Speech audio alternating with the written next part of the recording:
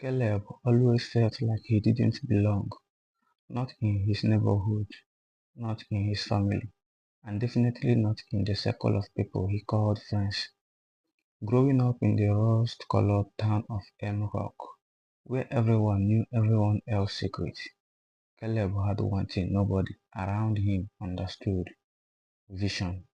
At 12, he was already sketching inventions, writing poetry, and dreaming of traveling to cities no one in his community had ever seen.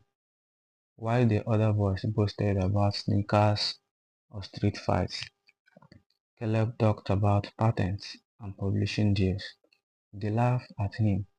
"Why are you always trying to act like you better than us?"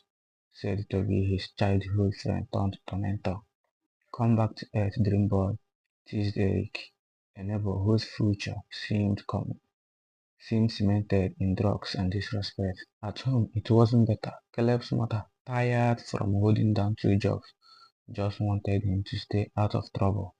A dropout with anger issues often tore up his "All this write-up won't feed you," Kenny would say. "Man up." It was lonely being different, but Caleb held on. He had one secret weapon: Mrs. Jide, the elderly librarian at the run-down town library. She saw through his quiet spirit and encouraged him. "You are not crazy, Caleb. You are just surrounded by cages pretending to be company," she once told him. "Not everyone in your life is meant to work with you. Some are just there to block your path." That quote haunted him.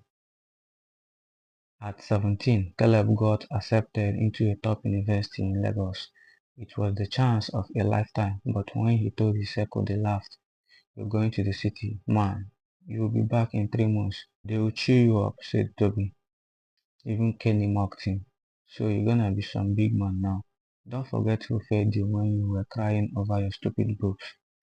The guilt nearly made him decline the admission, but something in him snapped. He looked around. The same faces, same corners, same stories, replaying like broken records. He thought of Mrs. Jide's words: "People are either your circle or your cage," and he knew if he didn't leave, he would never leave. Lagos was loud, alive, and nothing like Mbrook. For the first few weeks, Caleb walked like a ghost, dodging cars, avoiding strangers, and clinging to his backpack like a life vest. But campus life had a way of forcing you to break. He found friends, at least he thought so. There was Seyi, the ever-smiling roommate, with connections everywhere. Mimi, the philosophy major who quoted Mandela and Tupac in the same sentence, and Dimeji, a business student already managing two online ventures. For the first time, Caleb felt part of the circle that saw him. His ideas were heard, his voice is respected. He started sharing his poetry at open mics.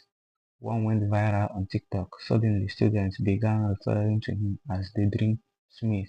But Lagos had layers. By his second year, cracks started showing. Dimeji began using Caleb's idea for his own pitch decks. He took money from Caleb to fix a laptop, then ghosted him for weeks. Mimi, who once promised to edit his manuscript, sent it to a friend in publishing, passing it off as her too trusting. One of his professors told him, "Not every light is meant to warm you, some will burn." Caleb was crushed. He had escaped one cage, only to build another, this time with people who smiled while chaining him.